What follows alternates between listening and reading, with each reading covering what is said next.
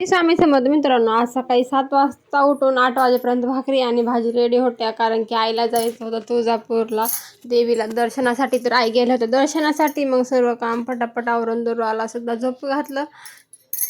आणि आज मी मेकअप करते, कारण की मला मेकअपचे फोटो काढायचे. मॉडेल बोलवली होती, मॉडेल सुद्धा घरचीच होती. पटकन असा मेकअप लुक केला, छान असा तयार झाला होता. तर बांगड्या नव्हत्या म्हणून बांगड्या काढून दिल्या त्यांना. माझी ही नणंदच आहे.